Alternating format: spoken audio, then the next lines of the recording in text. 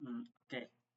Kali ini malam ini itu saya mau bahas sebuah tools untuk membantu dalam proses riset, terutama dalam menemukan artikel yang serupa, menemukan penulis-penulis yang berkaitan, dan menampilkan jejaring sitasi antar artikel. Dan bahkan tools ini tuh dapat memperakirakan atau memproyeksikan gap penelitian di antara topik-topik itu.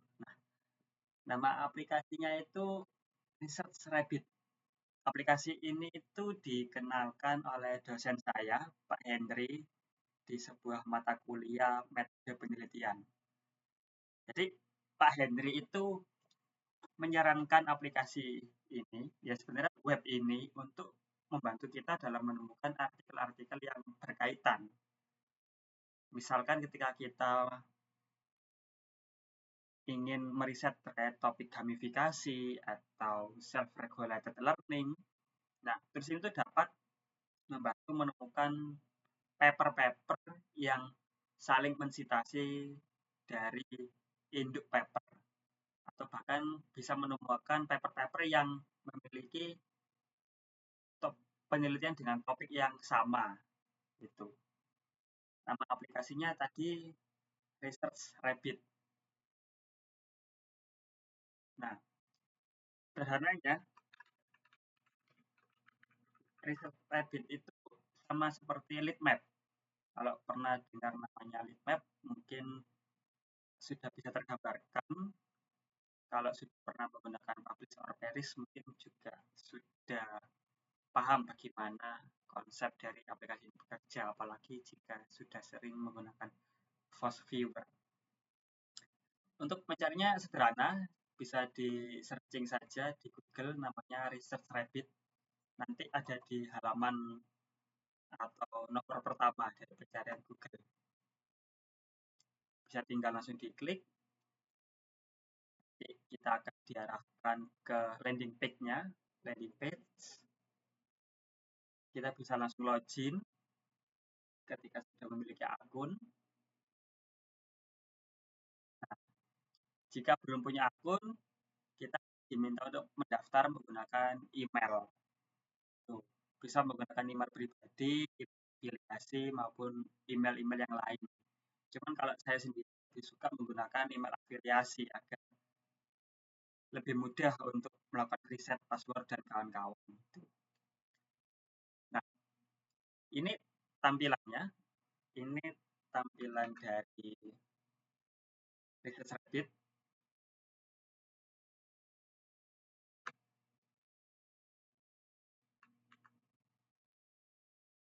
Nah,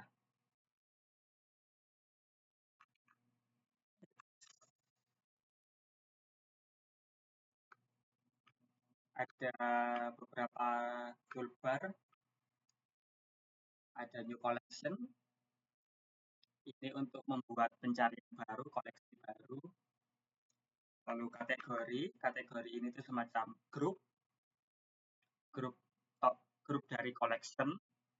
Lalu ada import Zotero collection jika memiliki akun Zotero yang di dalamnya berisi bibliografi artikel, kita bisa langsung mengimpor. Nah, untuk video kali ini saya akan sedikit menjelaskan atau memberikan tutorial bagaimana secara sederhana menggunakan Research Rabbit ini. Nah, untuk yang pertama, kita bisa ngeklik pada bagian New Collection. Kita akan membuat pencarian baru terhadap suatu topik. Kita bisa klik. Nah, akan muncul, kita bisa tuliskan topik yang akan kita teliti atau dalami. Misalkan saya ingin terkait umpan balik atau feedback. Seperti ini, stadium feedback. Nah, akan muncul, kita bisa klik. Nah, ini kan masih kosongan pada bagian ini. Pada bagian ini kan masih kosongan. Kita bisa klik add paper. Nah, add paper ini tuh apa? Add paper pada kolom pertama dari collection itu adalah initial paper atau paper utama yang ingin kita rujuk. Maksudnya bagaimana? Jadi kalau dalam penelitian pasti ada sebuah grand teori gitu ya. Nah, di grand teori itu akan paper yang membahas grand teori itu akan masuk pada kolom pertama. Jadi seperti gamifikasi itu akan arahnya seperti ke Detherding atau Himawari atau paper-paper yang pertama kali membahas topik tersebut. Nah, di sini karena kita mau bahas terkait umpan balik atau feedback, kita tulis saja dan feedback dia kata kunci utamanya, lalu klik search. Nah, untuk pemilihan subjeknya saya sarankan menggunakan all subject karena untuk humaniora akan lebih cocok menggunakan all subject area. Sedangkan untuk hal-hal yang medis bisa menggunakan bio life science. Nah, di bawah sini akan muncul beberapa artikel-artikel yang paling relevan dengan kata kunci yang kita masukkan pada kolom pencarian. Ada seperti milik Hetty, Konski, lalu ada ini kurang tahu milik siapa. Nah, yang dimaksud initial paper itu adalah paper utama yang ingin kita rujuk. Misalkan kita menggunakan teori milik Hetty, kita bisa add to collection. Dan untuk initial paper ini kita bisa memilih sebanyak apapun dan bahkan semakin banyak akan semakin baik karena Research Rabbit akan merekomendasikan paper-paper yang semirip mungkin dengan initial paper yang kita pilih. Jadi semakin spesifik atau semakin banyak paper yang kita pilih pada inisial ini akan semakin baik pula Research Rabbit memberikan rekomendasi artikel-artikel yang mirip seperti itu. Sama seperti kalau ChatGPT semakin baik kita nge-prompt akan semakin baik pula hasil yang diberikan atau respon yang diberikan seperti itu. Karena student feedback mungkin masih ini feedback yang keliru. Nah, kita bisa tambahkan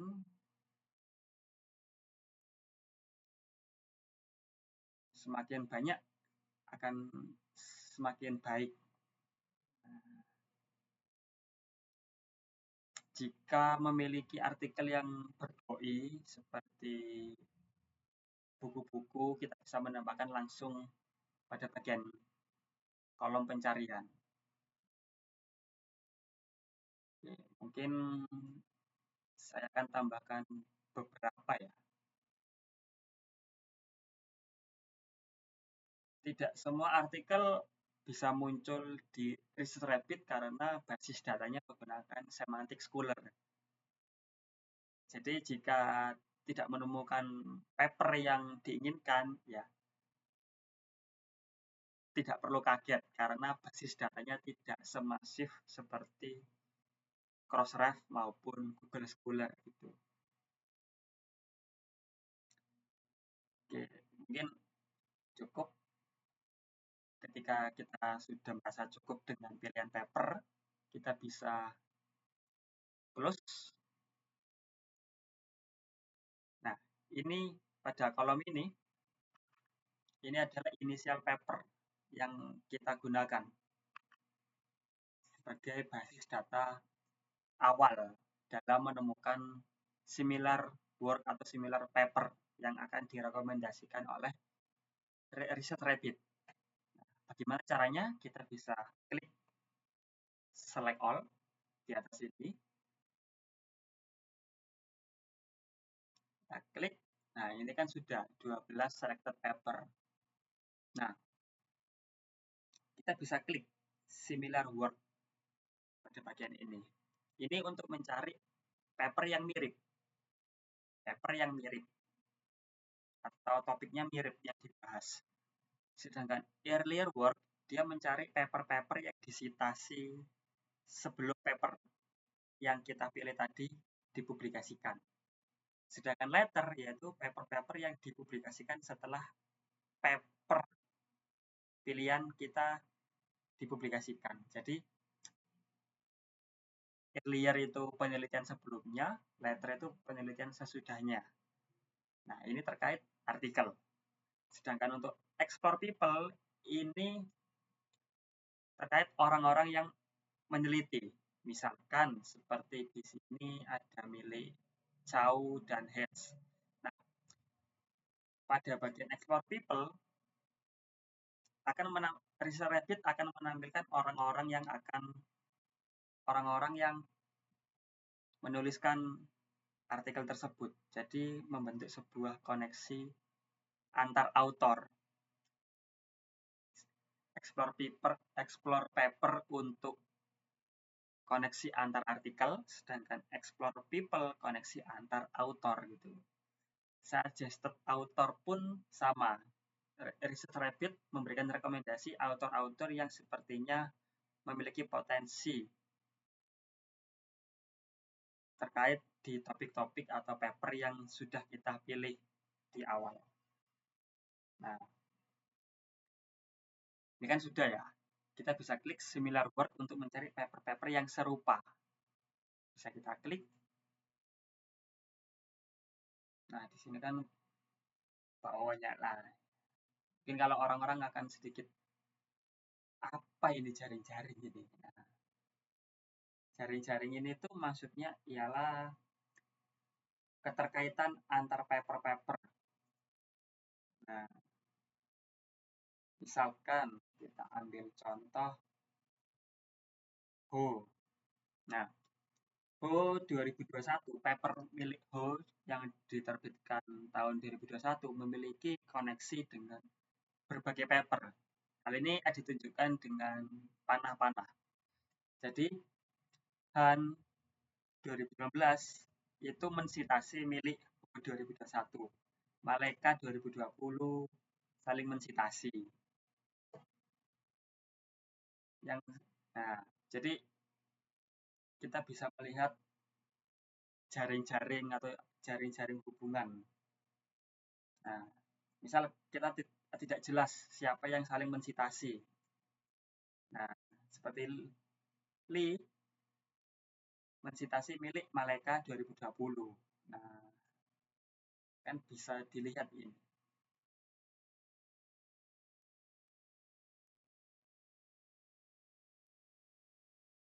Nah, di sini kita bisa melihat ke bawah paper-paper yang similar tadi, ketika kita klik similar word, mereka membentuk sebuah cluster yang sangat rapat.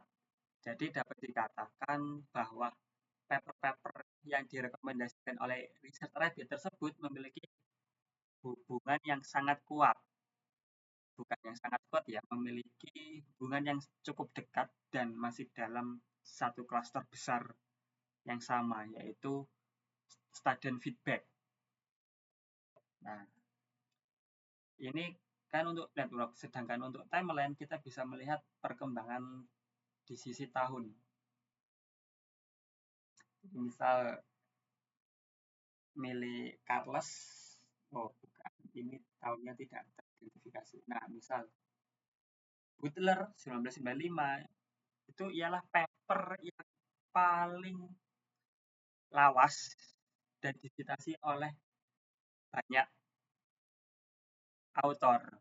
Jadi kita dapat mencoba untuk mengidentifikasi bahwa Butler merupakan author yang pertama kali mengenalkan terkait konsep tersebut atau kata kunci tersebut. Nah, ini bisa membantu kita dalam menemukan grand teori atau siapa yang mencetuskan ide, konsep, ataupun gagasan dari hal yang kita riset. Itu.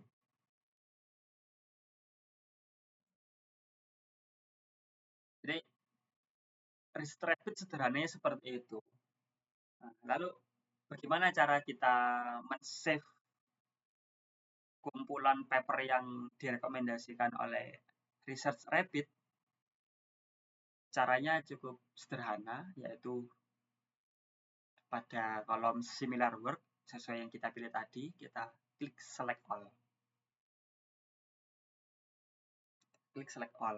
Nah, di bagian paling kanan tertulis 50 selected paper. Nah, misal, oh masih kurang 50, saya mau nambah lagi. Misal saya butuhnya 100 gitu. Nah,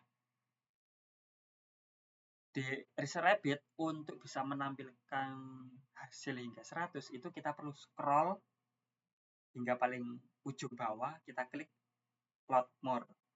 Ya. Nah, Research Rabbit akan menampilkan hasil seterusnya. Kita bisa klik select all. Nah, 100 dapat dilihat di sini menjadi 100 selected paper. Misalkan masih kurang, kita klik lagi. Nah, kita klik select all. 150. Misal jika rekan-rekan ingin mencari paper yang similar dari 150 paper yang sudah dipilih, ya tinggal diklik lagi. Similar work. Nah, Research Rabbit keunggulannya itu di sini. Dia bisa memperdalam proses pencarian similar work itu secara bertahap atau berjenjang. Jadi kalau lead map itu kan hanya satu kali, satu jenjang gitu ya pencariannya. Sedangkan Research Rabbit ini bisa berjenjang, bisa berkali-kali. Hingga kita menemukan klaster yang menurut kita tuh pas. Nah, itulah mungkin kita bisa mencari sebuah gap topik gitu. Ketika terdapat dua klaster dan hubungannya ini tuh cukup kecil atau tidak banyak jaring-jaringnya. Nah, itu bisa menjadi sebuah gap riset atau gap topik. Nah, kembali lagi, setelah kita memiliki 150 artikel, kita bisa klik di bagian paling bawah. Nah, nggak kelihatan ya. Nah, export paper, kita bisa milih CSV, RIS, maupun BibTeX. Umumnya orang-orang akan memilih RIS, tapi kalau untuk yang mengelola melalui Excel, spreadsheet, kita bisa menggunakan CSV. Nah, ketika diklik, kita mendapatkan sebuah file Excel dalam bentuk format CSV. Bisa kita klik. Nah, ini bentuk filenya dari CSV itu tadi. Kalau saya pribadi, saya kurang oke untuk menggunakan CSV karena CSV ini tuh rentan akan karakter-karakter yang aneh itu seperti Latin atau titik koma, itu kadang membuat CSV itu error. Kalau saya pribadi itu lebih suka menggunakan RIS ataupun BibTeX gitu. Cuman bebas. Nanti ketika menggunakan BibTeX, kita bisa mengkonvertnya melalui online tool BibTeX to Excel ataupun RIS to Excel, itu sama saja. Dan hasilnya pun akan lebih konsisten biasanya. Jadi mungkin selayang pandangnya seperti itu, bagaimana cara menggunakan Research Rabbit secara sederhana itu. Ya, mungkin itu aja untuk video malam kali ini tuh.